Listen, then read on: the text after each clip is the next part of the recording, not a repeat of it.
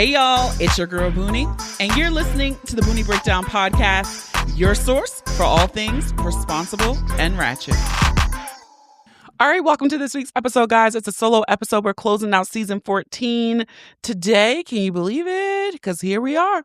We're going to skip pick of the week because we're going to do Boonie 5 spots. So we don't need a pick of the week or a drag of the week because we're going to do all that later. So we're going to hop right into housekeeping.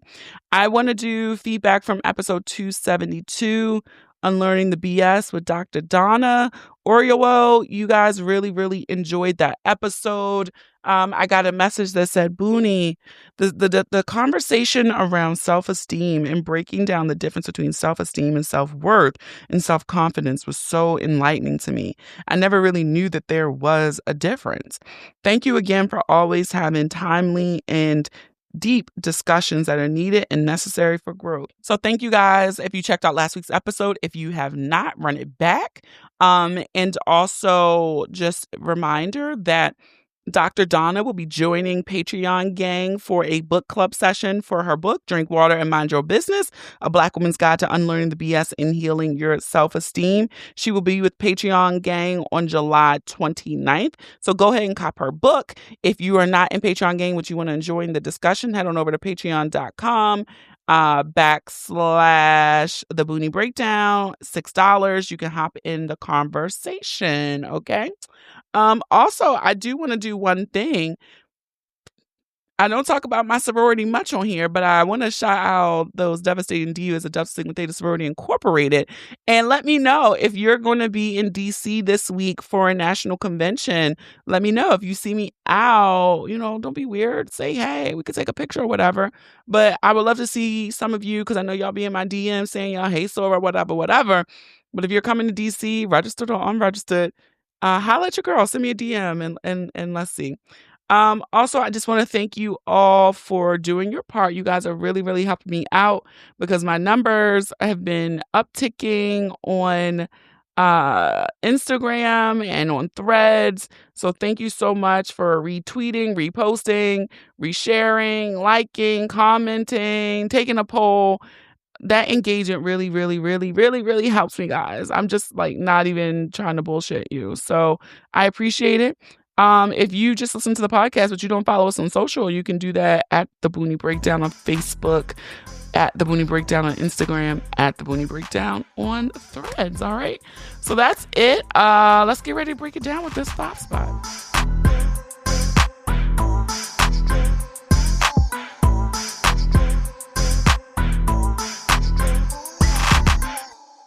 All right. So we're going to get started with this Boonie 5 spot. You guys know these are what my solo episodes are. And I realized I did not formally close out season 14. So here we go. Number 1, Love Island. I know I made it my pick drag of the week, but it needs a deeper dive than my 1-minute pick of the week. Okay. And what I have to say is so much.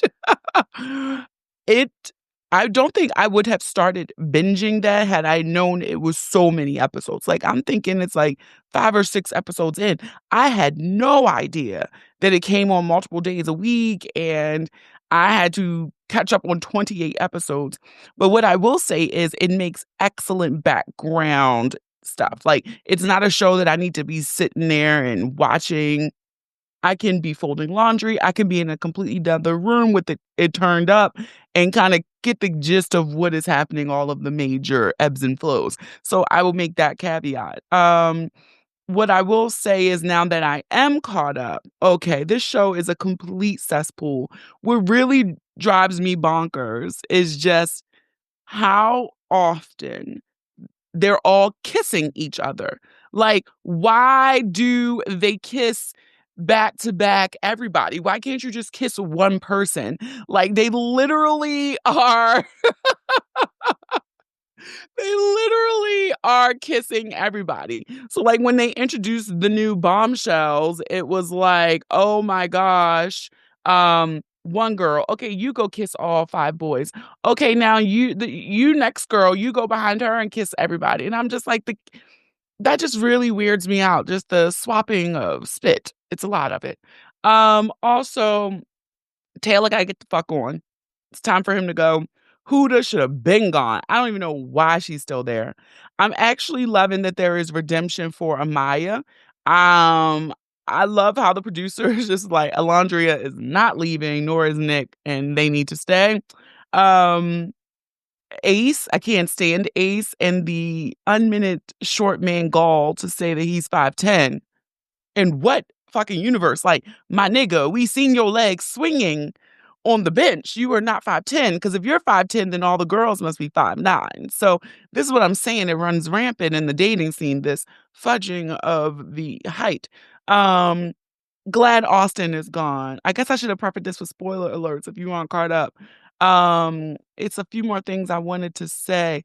I'm curious what's about to happen because I was feeling Sierra, but she started doing some stuff where I'm like, I don't know. So I feel like Sierra is about to fall from grace for me. I also didn't understand Shelly. Like, you picked Ace, but you still wanted Chris to pursue you. Now, I saw some little scuttlebutt on the internet that says Shelly and Ace actually know each other in real life and are pretending that they don't. So I'm really curious to see if all of that is true. Now, I have a question for y'all. For Love Island, do they do like Love Island reunion shows? Because this is my first time watching this cesspool. But yeah, let me know because I really, really, I'm all in now. I'm all in. Patreon gang, we have a little TV spoilers thread over there, and we've really been chopping it up about Love Island. So yes, I'm all locked in. I'm caught up, and I'm good to go. Number 2. So with the day this drops, let me back this up. Number 2. I want to see Cowboy Carter again, and I haven't even seen it yet.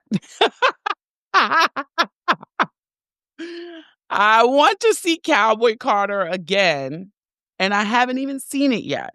But I will say the day that this is dropping, I will be going that evening to see it. So I don't know how I'm gonna make that shake. If I can make it shake, but I may try. I may try. But in my B. Simone voice, my finances. I don't know, but I want to. I want to get my black ass out to Vegas and see that Creole lady. Because speaking of the Creole lady, I don't know, whatever they put in that sacred. Okay. But no, Cowboy Carter sacred. So let me just say this. Sacred. I am somebody who is slow for hair care and skincare. I don't, just because a celebrity slaps their name on it, I don't try it. Same thing, Pattern Beauty. It took me a while to try the products. I love the steamer. I love the blow dryer. Love the leave-in. I love the heat protectant. So it's a few things over in the Pattern Beauty world that I love. My hair girl, I got a blowout, and she used the Sacred. And I was happy because I got to try it. Smelled really good. And then she gave me some samples. I used the samples really great. So then Ulta, I'm an Ulta girl. Went to Ulta, got some re-up, been using it, and the density jump, I had shared it in my Instagram stories. And then I finally got a hold of those edge drops. Now, I do have a question. Has anybody used the edge drops on their eyebrows? Because my eyebrows used to be thicker. I love my shape. I want them a little bit thicker. So I'm like, can I rub the edge drops in my eyebrows? Will that work? I don't know. Somebody let me know. But the Creole lady, she got a hit finally with Sacred, because any other product I was never interested in. Ivy Park, all that other shit. No, thank you. Sacred, I can support. But I do want to see Cowboy Carter already. I already know. I've been trying to, I've seen some of the clips of certain parts, like the Roomy clips. I'll look at the outfits, but I've tried to avoid watching huge swaths of the concert because I really do just want to experience it at the show. So if you're going to Vegas, let me know. Let me know. Number 3. We're about to switch this up. Number 3, though. Packing fucking sucks. I hate packing because now I feel like before I could just throw some shit in my suitcase and go. I feel like now, because I'm aging and I'm 40, I want all my things. Like, I want to take my whole house with me. I want my serums, my eye creams, my hairsprays, the oils. And then if you try to do a carry-on, I don't have travel size and all those things, and I don't wanna buy containers. I just wanna take the whole bottle and throw it in a bag, so then you gotta check a bag, but now everybody charge you for a checked bag. You know what I hate more than packing? Unpacking. I hate it. So, I don't know, I just like, can I get rich enough where I can just buy things when I get there? I don't have to worry about it because I really I can't stand to pack. And it takes so much planning, and then you're packed especially when you're traveling in the same season. So it's like you need some things that you're packing, so you can't just, like, stuff the suitcase up and call it a day. It's gotta be a better way. Gotta be a better way. Alright, 4. I'm doing this really quick because I don't have a lot of time, but I wanted to get an episode out. 4. I was having a really good discussion in my Instagram stories if you missed it. And I'm gonna kind of deem this like I know we talk about financial recessions, but I'm really thinking we're in a romance recession. I was reading this article and it mentioned that term, and I had never really thought about it in that capacity, but right. And so with a romance, um, recession, essentially, it's a term that is refers to the phenomenon of declining rates of dating, marriage, and committed relationships, particularly among younger generations, alongside increased pessimism about finding a partner. It's like it's been a noticeable rise in the increase of single adults, and they think it's just people are becoming very pessimistic about dating. And we had a really great discussion in my Instagram stories about um kind of about the lack of dating options. And I center most of my stuff for Black women and women in particular. And it was some really good feedback. So I'm going to shout out because if you missed it, I then posed a question about if you're a woman and you're not actively having sex, tell me why. And a lot of the things were, men are trash, it's just challenging, um, but we all miss penis, but it's not worth the men aren't adding a value. And I thought it was interesting because I just had my episode with Brian and KG where they kind of tag teamed up on me. And I think in the episode I was saying to Brian, we're saying the same thing. Like it's just different value systems of what men are looking for and what women are looking for, but ultimately we're complaining about the same thing. And why can't it get right? And one response that I got that I just felt was worthy of airtime was I needed more space in the box would permit to explain my response to the questions. As I age, baseline requirements for sustaining attraction change. Truthfully, it's been a very long time since a man has impressed me or left a lasting impression. The more I engage with strangers, the more challenged I am in sustaining a basic level of respect for these niggas, thereby drying up any and all forms of attraction or interest. I don't want these niggas around me, and I say that with zero bitterness, angst, or upset. I'm good, just genuinely disinterested. And I'm not a mean person, and being kind and respectful to all is a core value. But also with love, do not touch me, do not look at me, do not call my phone, please, and thank you. And I felt that with my whole chest. I'm not bitter. I have a great life. But it's just like what I would seek for in companionship and partnership, those needs are not being met.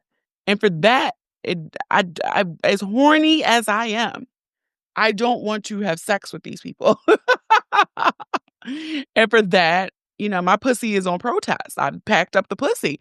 And it's crazy because I really do want to be out here popping it and throwing it around, but I can't right now. Like, what's in the dating pool is no. And I continued that DM and was just like, it's just sad because I know so many vibrant and amazing women, but we're all unpartnered as hell. And she goes, it would be nice to have counterparts and partners to build with. And I'm glad that we stopped settling. I'm proud of us of knowing that we don't have to tolerate mistreatment, abuse, manipulation because it's what's available. We've expanded intimacy, love, and connection beyond romance. Not saying that romance doesn't have its place, but I find that there's less pressure to hinge our lives and personalities around being partnered or married, and I see that as progress. And I thought that was such a poignant um, way of describing this romantic recession that are in. But it's just so um, it's just so wild to watch. Yeah, it's just wild to watch this phenom because you look in the past and it's like trying to calm this is what you should be doing, this is where you should be in life versus the reality that is presented to you. Sometimes it can be jarring, it can pick at you, but overall I have to remind myself at times, it's okay. You have a good life. And if that person shows up, it shows up. And I've talked about this in the episode with Sheikah before about what does life look like if that never happens? If what you think is supposed to happen or what you want it to happen never happens, are you still going to shy away? I know, like an example for me, it's certain places where I'm like, I don't want to travel to unless I go with my boo, the Maldives and shit. But bitch, you might got to go there before that motherfucker sink and you sink. Oh, you know what I'm saying? So it's like certain things like that. Like I have to stop putting that qualifier on. I was reading this article for the Survey Center on American Life. It said college-educated single women have more dating red flags. The percentage of never married women who would be at least somewhat less likely to date someone. 88% said smoking cigarettes, 85% unemployed, 80% lived in another state, 79% said is a Trump supporter. That should be higher, honestly. 76% if he has a child from a previous relationship. 74% says if they don't trust vaccine. 65% now, ladies, it says much shorter than you, but it doesn't qualify what much shorter is. 61% said is very religious. 57% said they live with their parents. 46% said that they did not go to college. So these are some and then the article specified that these were dating preferences, not really deal breakers. But it was just very interesting to see that. So I say stay in the struggle, but I do like what that particular person said and was just saying that, it's great that we've decentered this as a goal and we've still been able to live fulfilling lives. But understanding that that want and desire still is lingering there, but no longer compromising or lying to yourself and giving up your body, your energy, your space to people that you know won't meet your needs or give you basic respect. So yes, there is a romance recession out here and it fucking sucks. But we press on. So last one, number five. Number five. If you were living under a rock and you have not heard, Boonie Live is back, baby. It's been 3 years. Can you believe that? It just seems like it was last year. What is time? But we are headed to Baltimore, August 23rd, Motor House. Tickets are on sale right now. You can head on over to thebooниebreakdown.com/live to cop your tickets. Patreon gang, if you go over into the portal, there is a promo code for you to use to get some money off of a ticket to get your discount. All right. You guys, I know Patreon gang knows this, but this may be news to everybody else. We're going to New York on Sunday, October 12th. Ticket information and lineup will be dropping soon. I am excited about our Baltimore lineup. We have Brian. We have Miss Porter did it. She's a past guest. We have Jax, who was also a past guest. So I'm excited to have a great panel discussion. You guys know what I do. You get the goodie bag. You get opportunity to win giveaways and games. So we're going to have an amazing time in Baltimore. Again, we're in New York, October 12th. Lineup and tickets dropping soon. And drum roll, our third city. We going Nolans, baby. We're gonna be in New Orleans and NOLA on December 6th. So an early birthday kickoff. So December 6th. That ticket and lineup information will be dropping soon as well. So again, our lineup: Baltimore, August 23rd, New York, October 12th, New Nolans on December 6th. All right. I'm excited to do this. I want to shout out the folks down in NOLA. I want to shout out Ratchet Delaney, because folks, NOLA really came through with the venues. It is hard for me not being in a city, and I'm not a large podcaster. So I know I can't go to the large popular venues. I'm not going to fill that up. So it's a little bit more difficult for me to research something. So when I put it up there, I do want to shout out Philly. You guys did give some. Philly, I may do early next year. I'm going to try to be more consistent with shows. I know people in Florida are asking me to come to Florida. Atlanta is telling me to come back, but they ain't offer no venues. Charlotte and Raleigh are on the list too. And I did get a lot of venues for Charlotte as well. So I hope to see you guys at a show, at 2 shows. I will be live streaming the New York show again. So if you can't make New York, there will be the live stream. That was dope. I am going back to that same venue. So for all the live show needs, you just head on over to theboonieBreakdown.com/live and you can get your tickets, you can get the dates, and you will see all the venue stuff. If you've never been to a Boonie show, it's a treat. It's a treat. I do like to say, I purposely don't go to other live podcast shows because I don't want to osmosis something I saw and try to emulate it.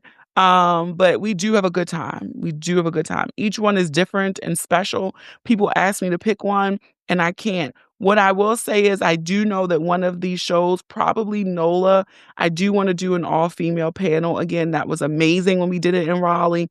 The energy was incredible. So if NOLA will probably be my all female panel. So yeah, that is it, guys. I want to thank you for supporting season 14 of the podcast. We'll be back with season 15.